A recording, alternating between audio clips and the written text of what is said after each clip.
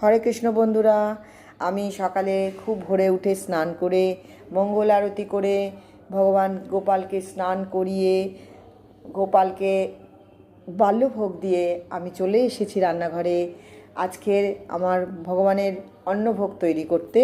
কিন্তু অন্নভোগ তৈরি করার আগে প্রথমে আমি রোজকার মধ্যে অন্নটা আগে বসিয়ে দিই, তাতে আমার একটু সময় লাগে সবজিগুলো কাটতে, সেই সময়টা পেয়ে যাই। এবারে আমি দেখে নিচ্ছি ঝুড়িতে কি সবজি আমান্য করা হয়ে গেছে।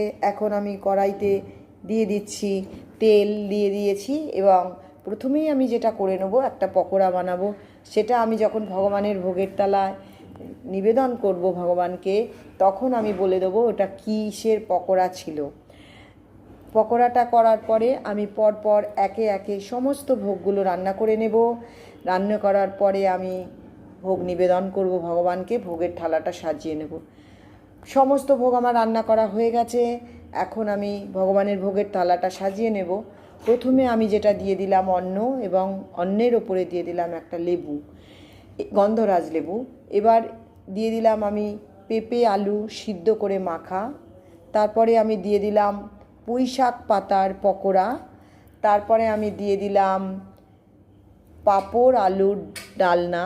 তারপরে আমি দিয়ে দিলাম ভগবানের রাধারানীর সব থেকে প্রিয় একটি সবজি, সেটা হলো গাঁটি কচু। সেই গাঁটি কচু আলুর দম আমি দিয়ে দিলাম এবং জল দিয়ে দিলাম। আমি ভগবানকে তুলসী পাতা দিয়ে এবার ঠাকুর ঘরে ভোগটা নিয়ে যাব।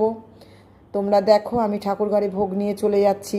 ঠাকুর ঘরে ভোগ নিয়ে আমি চলে এসেছি। এখন আমি ভগবানকে ভোগটা নিবেদন করে দেব এবং নিবেদন করা। আমার এই ভিডিওটা দেখতে থাকুন আপনারা এবং আমার পাশে থাকুন।